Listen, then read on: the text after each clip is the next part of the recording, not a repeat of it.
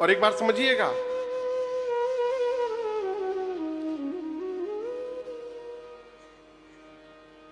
जिस प्रकार पुत्र पिता की आत्मा होता है, उसी प्रकार प्रजा राजा की आत्मा होती है। प्रजा जैसा चिंतन करती है, राजा को उसका आभास हो जाता है। एक दिन श्री दशरथ जी महाराज अपनी सभा में बैठे थे। उनको ऐसा लगा कि उनके सिर पर जो मुकुट है वो टेढ़ा हो गया है। तो उस मुकुट को सीधा करने के लिए वो हाथ में दर्पण लिए, शीशा। अब बदन बिलो की मुकुट सम कीन्हा, जैसे मुकुट सीधा किए उनकी दृष्टि गई, कान के पास जो केश है ना, ये सफेद दिखाई पड़ गए।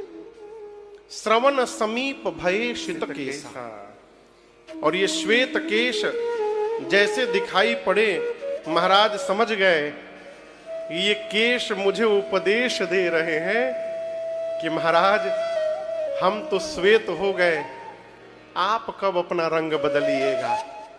समय आ गया है, बहुत आप राजा बन के रह गए। नृप युवराज राम कहु देहु, राम को युवराज बनाइए। जैसे मन में ये भाव आया, श्री चक्रवर्ती जी महाराज दौड़ कर गए अपने गुरुदेव भगवान के पास। देखिए, संतान जब योग्य हो जाए ना, संतान जब योग्य हो जाए तो पिता का धर्म है राज अपना पूरा कार्यभार संतान को सौंप करके मुक्त हो जाना चाहिए। मुक्त कोई करेगा नहीं, मुक्त होना पड़ता है।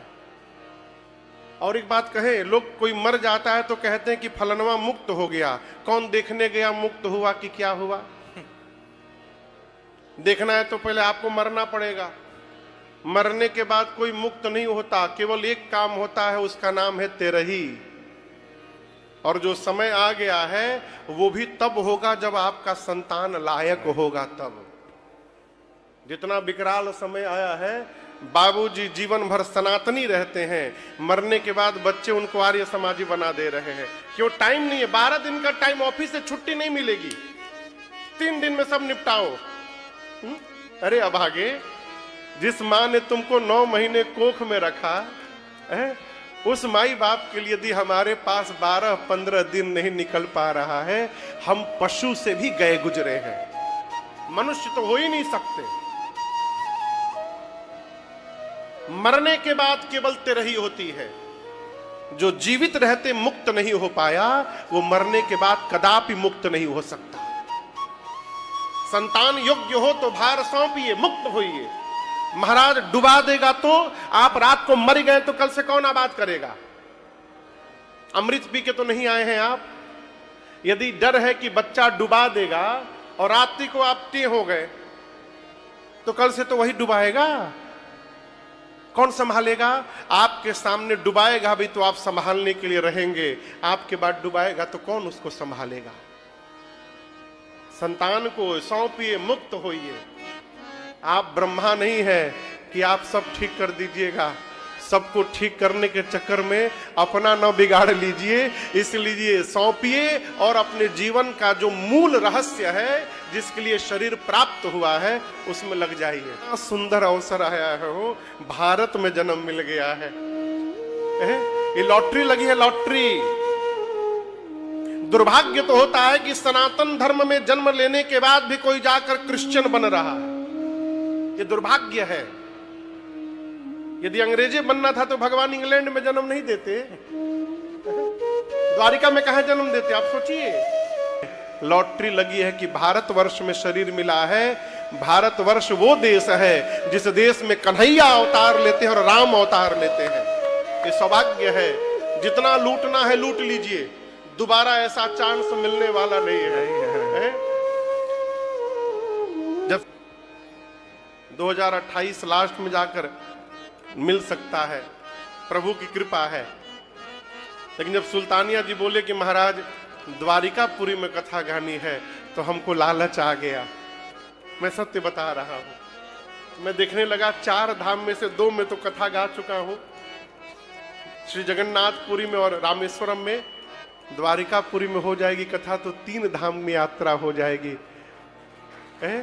मैं अपनी स्वार्थ की बात बता रहा हूं और ये बताऊं, ये मेरे पर भगवान की कृपा हो गई है। मैं पहले दिन बताया आपको, मैं यहां आया नहीं हूं, श्री द्वारिकाधीश ने कथा सुनने के लिए बुलाया है, इसलिए मैं यहां पर आया हूं। ये मेरा सौभाग्य है। मनुष्य का शरीर मिला माई बाप, जितना बनाना है बना लीजिए।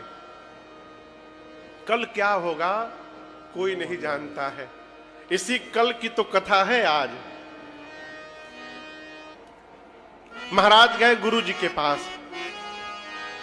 कहते गुरुदेव मेरे राम सब प्रकार लायक हो गए हैं, मेरी उम्र 60,000 वर्ष की हो गई है। दशरथ जी की उम्र कितनी थी? 60,000। 60,000 ईयर्स दशरथ जी की उम्र है। मैं 60,000 वर्ष का हो गया हूं, बुढ़ापे में आ गया हूं। क्या पता कल मैं रहूं या न रहूं। गुरुदेव मैं राम को युवराज पद पर आसीन देखना चाहता हूं गुरुजी, इसलिए मैं आया हूं। एक ऐसा मुहूर्त मुझे बता दीजिए जिस मुहूर्त पर मैं राम का अभिषेक कर सकूं। और दर्शन करिए, गुरुदेव भगवान जान रहे हैं कि महाराज जिस मुहूर्त के विषय में पूछ रहे हैं, ये मुहूर्त कब आनी है? 14 वर्ष बाद। लेकिन महाराज इतने व्याकुल हैं कि गुरुदेव की हिम्मत नहीं हुई कि बोल दे कि 14 वर्ष बाद आएगा मुहूर्त। गुरु जी सोचे, यदि मेरी बात मानकर महाराज यदि राम का आज ही अभिषेक कर दे, अभी इसी समय, तो हो सकता है ब्रह्मा जी की रचना बदल जाए। तो गुरुदेव ने कहा महाराज मुहूर्त मत पूछिए। महाराज कहा राम का अभिषेक मुहूर्त पर नहीं होगा। महाराज बोले कैसे होगा गुरुजी? गुरुदेव ने कहा महाराज जिस समय आप राम का अभिषेक कर देंगे वही समय श्रेष्ठ मुहूर्त में परिवर्तित हो जाएगा, इसलिए तुरंत करिए।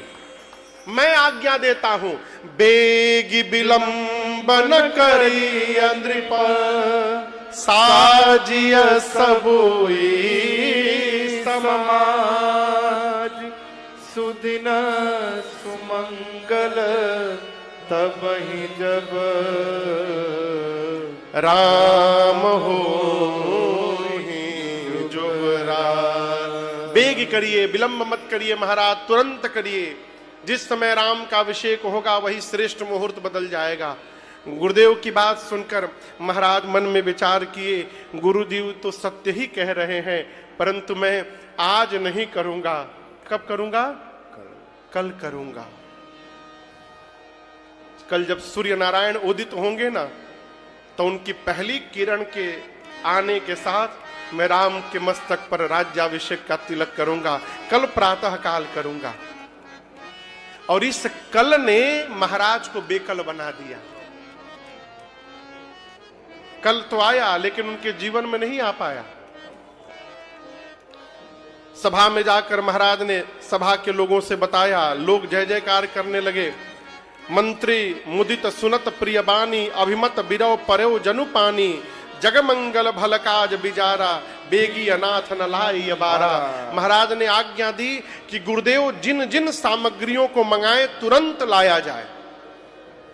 सभी तीर्थ नदियों का जल मंगाया गया, जितनी मंगल वस्तुएं हैं सबको एकत्रित किया गया। शाम को गुरुदेव भगवान के पास जाकर पुनः एक बार, सुबह गए थे तो ये बात पूछे, दिन में व्यवस्था कराकर शाम को सरकार फिर गए। जाकर बोले गुरुदेव आप राम को तनिक उपदेश कर देते इस समय कि राम को किन किन नियमों का आज पालन करना है। कल अभिषेक होगा तो आज रात में राम को किन किन नियमों का पालन करना है, उपदेश आप कर दीजिए। गुरुदेव भगवान पहुंचे। गुरुदेव भगवान राम जी के महल में पहुंचे। राम जी बाहर निकलकर गुर आगमन सुनत रघुमाना था, द्वार आई पद नायो माथा। घर में जब किसी श्रेष्ठ का आगमन आने की सूचना मिले तो घर से बाहर निकलकर उनकी प्रतीक्षा करनी चाहिए, ये मर्यादा है। राम जी घर के बाहर आकर खड़े हैं।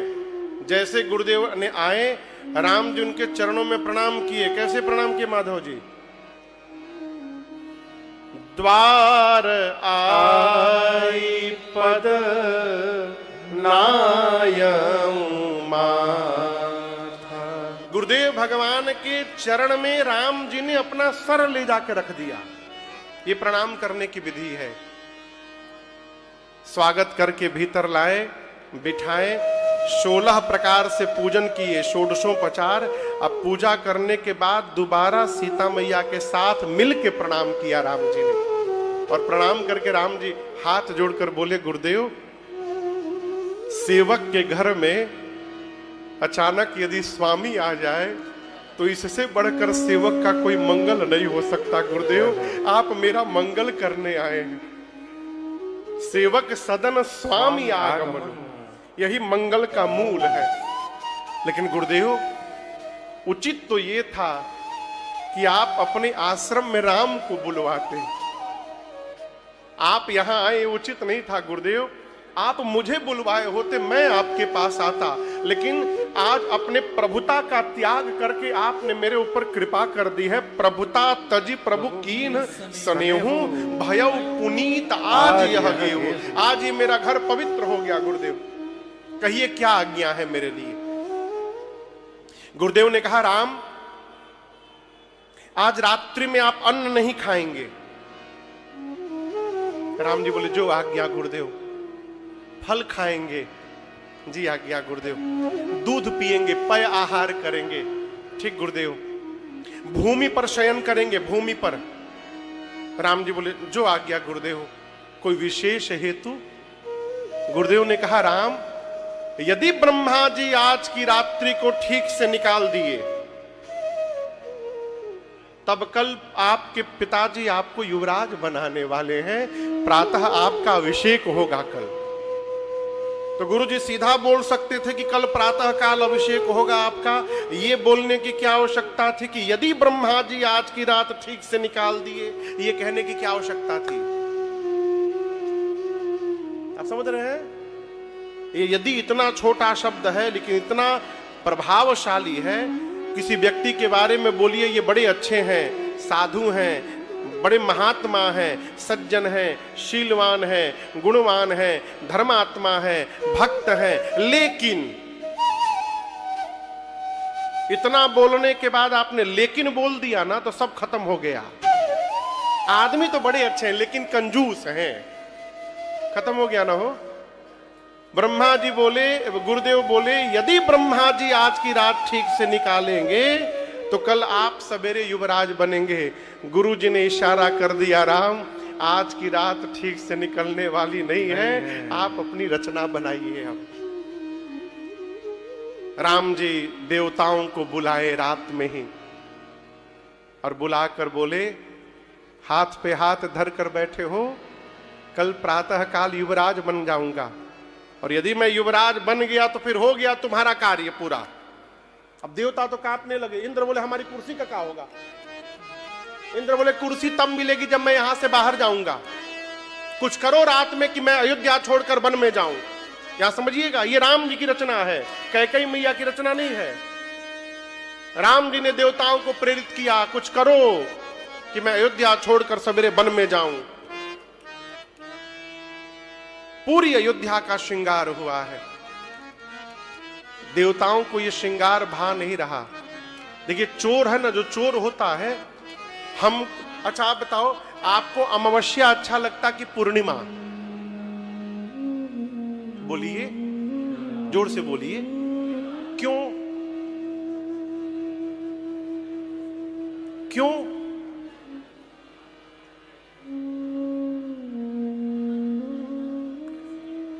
पूर्णिमा क्यों अच्छा लगता है? पूर्णिमा में चंद्रमा अपने 16 कलाओं से उदित रहते हैं। पूर्ण चंद्रमा का दर्शन होता है। रात्रि में भी धरती पर प्रकाश फैला रहता है, चांदनी फैली रहती है चांद की। अमावस्या के दिन अंधकार रहता है। अमावस्या को नकारात्मक ऊर्जाएं तीव्र हो जाती हैं। परंतु चोर को, जो चोर है ना, उसको पूर्णिमा अच्छा नहीं लगता। चोर को अमावस्या अच्छा लगता है। क्यों? पूर्णिमा को तो रात में दिखाई दे देता है, वो चोरी करके जाएगा, पकड़ा जाएगा। अमावस्या को उसको कोई नहीं पकड़ सकता है। इसलिए जिस प्रकार चोर को चांदनी रात अच्छी नहीं लगती, उसी प्रकार देवताओं को अयोध्या का श्रृंगार अच्छा नहीं लग रहा। देवता पहुंचे रात में ही तुरंत सरस्वती के पास जाकर बोले, मां आप ऐसा कुछ करिए कि राम जी अयोध्या छोड़ करके वन में चले जाएं। सरस्वती मैया बिगड़ पड़ी, बोली आप लोग इतने ऊंचे स्थान पर बैठे हैं और इतनी निम्न सोच आप लोगों की, दूसरे का सुख पचा नहीं पा रहे। देवता बोले, मां हम नहीं चाहते, ये राम जी की इच्छा है, आपको कोई बुरा नहीं कहेगा। मां मन मार करके सरस्वती मैया आई, पूरी रात अयोध्या में घूमती रही, किसकी मति पलटी जाए, किसकी पलटी जाए, कोई नहीं मिला। लौट रही थी ना, तब तक एक पर दृष्टि चली गई। कौन था वो? नाम मंथरा मंदमती चेरी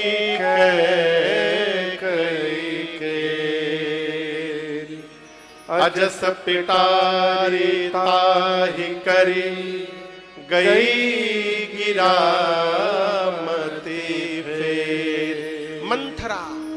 मंथरा की मति मां सरस्वती पलट गई, पलट के चली गई। मंथरा पहुंची मां कैकेयी के भवन में और जा करके कोने में जाकर चुपचाप मंथरा बैठ गई। कैकेयी मैया सोच रही है कि मंथरा नित्य आती है तो नाचते कूदते आती है, आज ये उदास क्यों बैठी है? तो मां कैकेयी ने पूछा, मंथरा लक्ष्मण ने कुछ बोल दिया क्या तुमको? इस पर भी मंथरा ने कुछ नहीं कहा। और जब मंथरा कुछ नहीं बोली ना, तो मां उठ करके अब मंथरा के पास आकर बैठ गई। और आप दर्शन करिए, ये वही कैकेयी मैया है जो थोड़ी देर बाद राम जी को वन भेजने वाली हैं। मां मंथरा के पास आई और आकर मां घबरा कर पूछती हैं, मंथरा तू मौन क्यों है? तुझे सौगंध है मेरी, सत्य सत्य बता, मेरा राम कुशल है ना? मां ने किसकी कुशलता पूछी? राम। अपने पति की नहीं पूछी, अपने बेटे भरत की नहीं पूछी, किसकी पूछी? राम की। कुशल राम महिपाल, राम कुशल है ना मंथरा? महाराज कुशल है ना? भरत लक्ष्मण शत्रुघ्न सब कुशल है ना? तो मौन क्यों है, बोलती क्यों नहीं? मंथरा ने कहा, कैकेयी जी आज अयोध्या में राम को छोड़कर दूसरा कौन कुशल है? आप तो महाराज को अपने बस में जानती हैं, आपने महाराज का कपट देखा नहीं, महाराज ने आपके साथ कपट किया है। आपको पता है कल राम युवराज बनने वाले हैं, आपके महाराज ने आपके साथ कपट किया है। जैसे महाराज को कपटी कहा मंथरा ने, मां कैकेयी ने खींच कर मारा, एक चाटा उसको, गिर गई धरती पर जाकर। मां ने कहा, तेरी हिम्मत कैसे हुई? मेरे सौभाग्य के ऊपर तूने लांछन लगाया, आज तेरी जिह्वा निकाल लूंगी मैं। मंथरा रोने लगी। मां की बड़ी प्रिय दासी थी, मां को दया आ गई। मां ने कहा, मंथरा रो मत पगली। क्या कहा? कल मेरा राम युवराज बनने वाला है। मंथरा यदि तेरी बात सत्य है ना, तो मैं कहना चाहती हूं कि कल का दिन ही कैकेयी के जीवन का सबसे सुंदर दिन होगा, मेरा राम युवराज बनेगा कल। है? एक बात बोलूं मंथरा, मैंने आज तक कभी किसी से नहीं कही ये बात। मैं नित्य जब सवेरे पूजा करती हूं ना, तो भगवान से यही कहती हूं, प्रभु अगली बार जब मुझे शरीर दीजिएगा ना, तो राम को कैकेयी के कोख से जन्म दीजिएगा और सीता को मेरी बहू बना करके भेजिएगा। मैं नित्य प्रार्थना करती हूं, मेरे इतने प्रिय राम के अभिषेक होने से तुझे क्यों ग्लानि हो रही है? मंथरा ने कहा, महारानी जी मैं नहीं बोलूंगी कुछ, अब मैं नहीं बोलूंगी।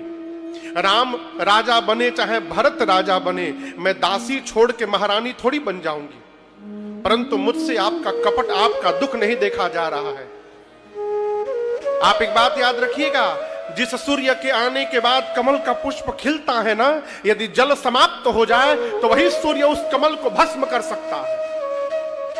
आपने कौशल्या जी के कपट को देखा नहीं। कौशल्या जी ने आपके बेटे को आपके मैके भिजवा दिया और महाराज को, राम को युवराज बनाने के लिए तैयार कर लिया। यदि किसी के मन में कपट नहीं होता तो शंकर की सौगंध खाकर कहती हूं, देखिए झूठ बोलने वाला व्यक्ति सौगंध पहले खाता है। मंथरा बोली, मैं शिव की सौगंध खाकर कहती हूं, भयऊ पाख दिन सजत समाजो। 15 दिन से रचना बन रही है। कितने दिन से? 15 दिन से। झूठ बोल रही है कि नहीं बोल रही है? ये उसी दिन रचना हुई है। कहती है 15 दिन से रचना हो रही है। यदि किसी के मन में कपट नहीं था तो आपको किसी ने बताया क्यों नहीं? इतनी बड़ी बात आपको दासी के मुख से सुननी चाहिए। ये बात आपको महाराज को आकर बतानी चाहिए। इसके बाद सैकड़ों सौतों की कथा सुनाई उसने। अब भाभी बस कहिए, राम जी की इच्छा से कहिए, मां कैकेयी मंथरा की बात में आ गई। मां ने पूछा, मैं क्या करूं अब? मैं अपने बेटे को किसी का सेवक नहीं बनने दूंगी, न नौकर बनने दूंगी। मैं अपने मैके चली जाऊंगी।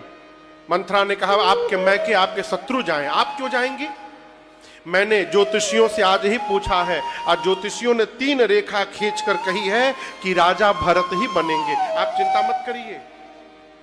आप एक काम करिए, कोप भवन में चले जाइए, जाकर बैठ जाइए। महाराज आएंगे। आपके पास 2 वरदान है ना, अपने पुत्र के लिए राज सत्ता, राम के लिए वनवास मांग लीजिएगा। और एक बात कहें, जब तक महाराज राम की सौगंध न ले ले तब तक बोलिएगा मत उनसे, क्योंकि जब राम की सौगंध ले लेंगे ना तो फिर उनको देना पड़ेगा। सब सिखाया उसने। मूल में प्रवेश करिएगा तो ये मां सब जानबूझ के कर रही है, लेकिन व्यवहारिक दृष्टिकोण से मैं आपको एक बात कहना चाहता हूं। आप दर्शन करिए, कैकेयी मैया महारानी है और उनको समझा कौन रहा है? उनकी दासी। दासी महारानी को समझा रही है। हमको भी ये जीवन में एक सीमा बना के रहनी चाहिए कि हमको कौन समझाएगा। हमको हमारे घर का नौकर समझा रहा है और समझ रहे हैं। यदि सेवक के समझाने से हम समझेंगे तो हमारे घर में भी यही उत्पात होने वाला है। मां कैकेयी जाकर कोप भवन में बैठ गई। संध्या में जब पूरी व्यवस्था कल की महाराज करा लिए तो सोचे कि चलकर कैकेयी को यह सूचना मैं अपने मुख से दूं। पहुंचे, कोप भवन में गए। महाराज कैकेयी मैया को देखे तो सूख गए। बोले, कैकेयी क्या हो गया तुमको? प्रसन्न हो जाओ, कल तुम्हारे मन की बात होने वाली है। कल तुम्हारा लाडला राम युवराज बनेगा। मां और कांप गई सुनकर। महाराज ने कहा कि प्रसन्न हो जाओ, जो मांगोगी दूंगा तुमको। क्या चाहिए? मां ने कहा, चाहिए चाहिए कहते हैं 2 वरदान मेरा कब से बाकी है, आपने आज तक नहीं दिया। महाराज बोले, मैं राम की सौगंध लेकर कहता हूं। रघुकुल रीति सदा चली आई, प्राण जाहि बरु बचन जाहि। मैं राम की सौगंध लेकर कहता हूं कैकेयी, आप जो मांगिएगा मैं आपको दूंगा।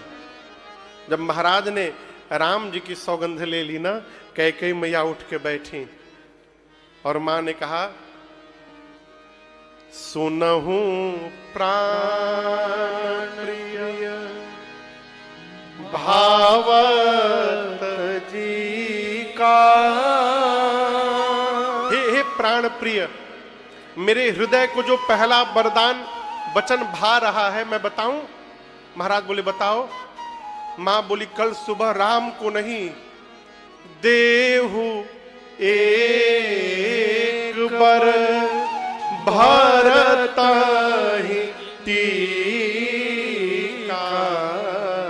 प्रातः काल आप राम के स्थान पर मेरे पुत्र का राज तिलक करेंगे, भरत का।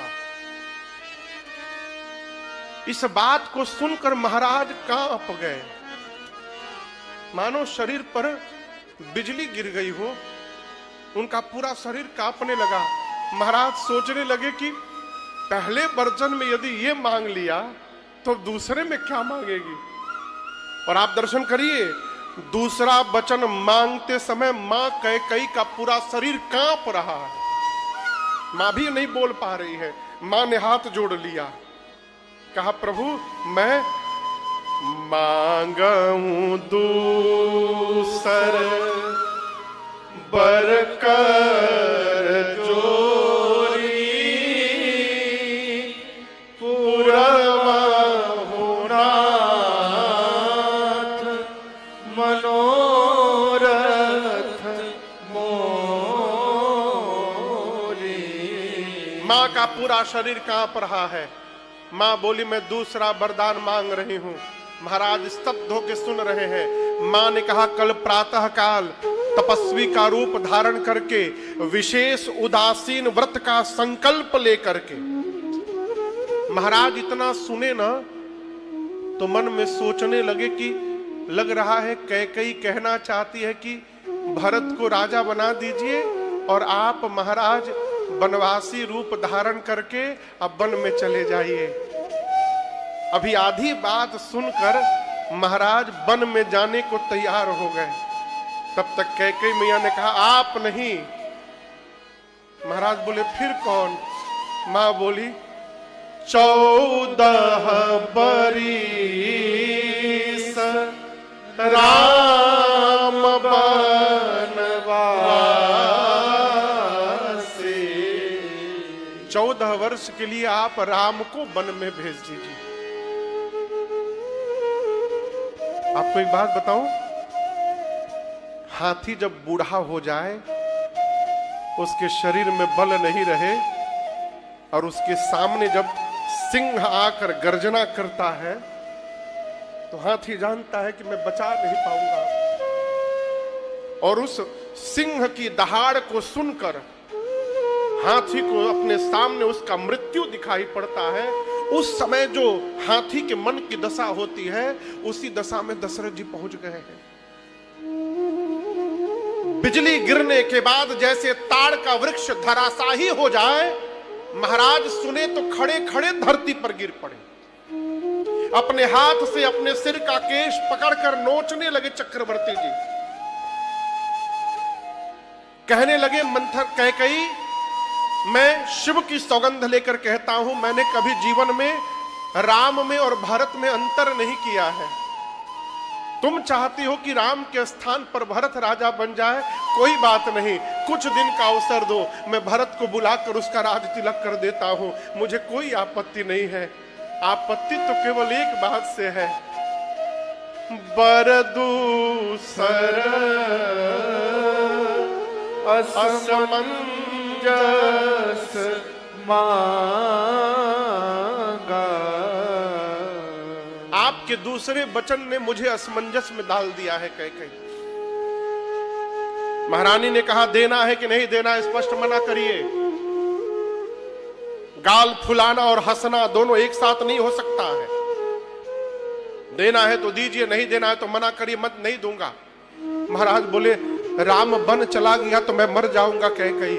मां बोली मर जाएंगे? अब मेरी बात सुनिए, अब मरना निश्चित हो गया है, अब मरना तय है महाराज। राम बन जाएगा तो आप मरेंगे, और मैं कहते हूं कल प्रातः काल सूर्योदय तक यदि राम बन नहीं गया तो मैं मरूंगी। अब तो तय है मरना। राम बन जाएगा तो आप मरेंगे, मुझे कलंक लगेगा। नहीं जाएगा तो मैं मरूंगी, आपको कलंक लगेगा। प्रभु यदि मुझे कलंक लग गया तो मैं घर के भीतर रहूंगी, मैं रह सकती हूं। आपको कलंक लग गया तो आपको तो समाज में रहना है। कलंकी मुख लेकर समाज में कैसे जीवित रहेंगे आप? महाराज समझ गए कि कैकेयी यही चाहती है कि अब मैं न रहूं। पूरी रात कोप भवन में पड़े रहें। गोस्वामी जी कहते हैं दशरथ जी की दशा कैसी है, जैसे किसी पक्षी को बहेलिया मारने के लिए कसाई आवे, पक्षी देख रहा है, पक्षी के दोनों पंख कट गए हैं, वो उड़ना चाह रहा है लेकिन उड़ नहीं पा रहा है। उसी दशा में चक्रवर्ती जी हैं। पूरी रात केवल यही कहते रहे, हे सूर्य नारायण कल आइएगा मत आप, यदि कल आप आ गए ना तो आपके आने के साथ ही इस सूर्य वंश का सूर्य चला जाएगा। आप प्रभु कल आइएगा मत प्रातः काल। अगला दिन हुआ, बहुत देर तक जब महाराज महल से बाहर नहीं निकले तो सुमंत जी गए, कोप भवन में गए, कैकेयी मियां से पूछे क्या हुआ महाराज को। महाराज मूर्छित पड़े हुए थे धरती पर बेहोश होकर के। कैकेयी मियां बोली मैं कुछ नहीं जानती हूं, पूरी रात राम राम राम राम बोले हैं, राम को बुला कर ले आइए। सुमंत जी गए, राम जी को लेकर के आए। राम जी पहली बार दुख देखे थे जीवन में। गोस्वामी जी कहते हैं भैया आज के पहले राम जी ने दुख शब्द सुना ही नहीं था कभी, पहली बार देखा। राम जी बोले मोहि कहू मां तू तात दुख कारण, मां पिताजी के दुख का कारण बताओ। कैकेयी मियां ने सब बात बता दी, कुछ छिपाया नहीं, सब बताया, कैसे मैंने मांगा, क्या मांगा। और सुनकर महाराज की दशा हुई। आपको एक बात बताऊं, राम जी आए थे तो कैकेयी को माता बोले, और जब मैया ने बता दिया कि मैंने तुम्हारे लिए वनवास मांग लिया है तो राम जी कैकेयी को माता नहीं बोल रहे हैं, अब जननी बोलने लगे। क्या बोलने लगे? लेकिन राम की जननी कैकेयी नहीं है, राम की जननी कौशल्या है। जननी उसको कहते हैं जो जन्म देती है। राम जी कैकेयी को क्यों जननी बोले? राम जी कहना चाहते हैं मां कौशल्या ने केवल राम को जन्म दिया था, उस राम को वन भेजकर आज आपने मर्यादा पुरुषोत्तम राम को जन्म दे दिया है, इसलिए आज से आप मेरी जननी है मां।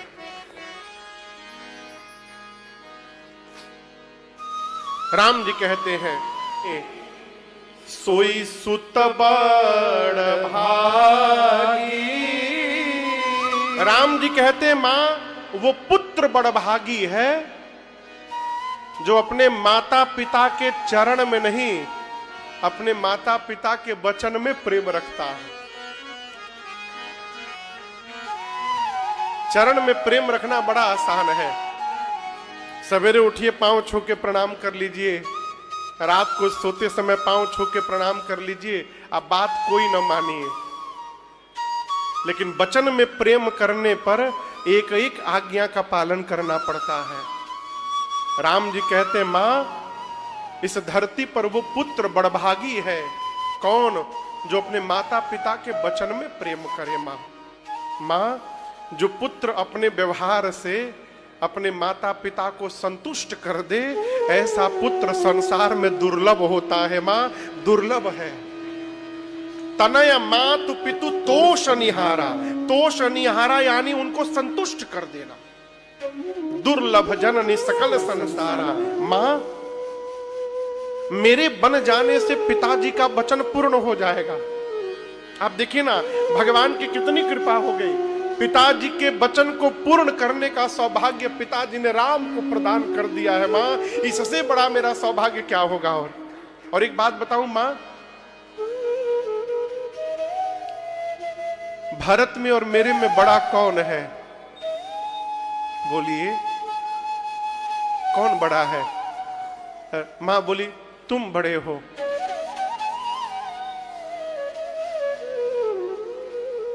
राम जी बोले मां मैं यहां पर हूं, मैं बड़ा हूं, मेरा भरत यहां पर है, वो मेरे से छोटा है।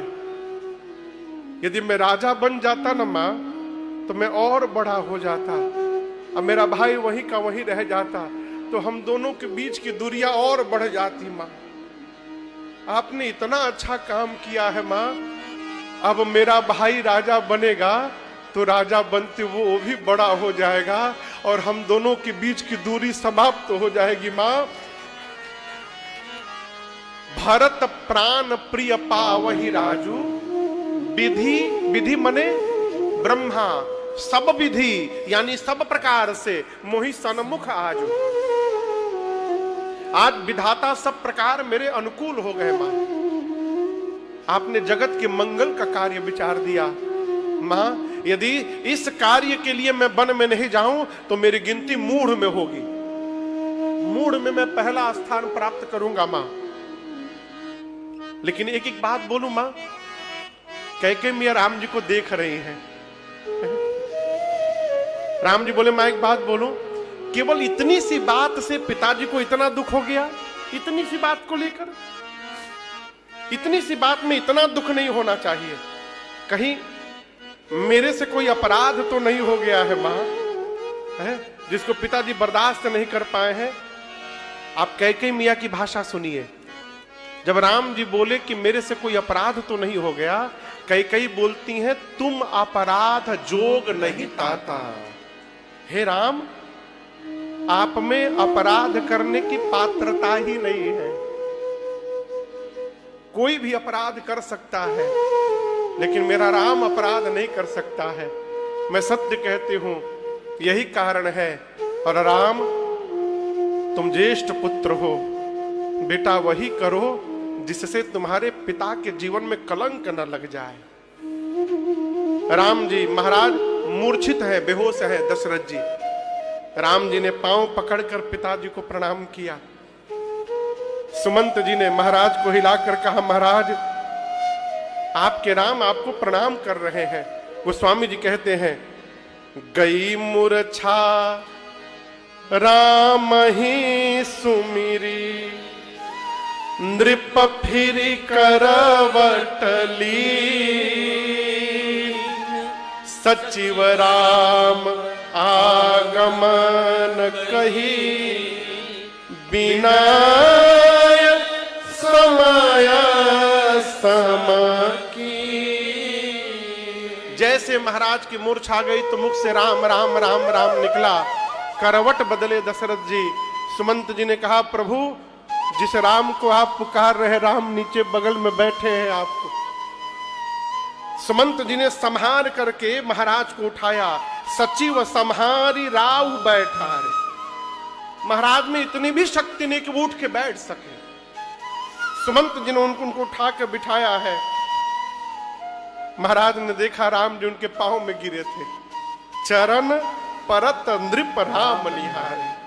तुरंत महाराज ने राम जी को उठा करके अपने हृदय से लगा लिया। दोनों रो रहे हैं, राम जी भी रो रहे हैं, महाराज भी रो रहे हैं। और महाराज मन ही मन शंकर जी से कहते हैं,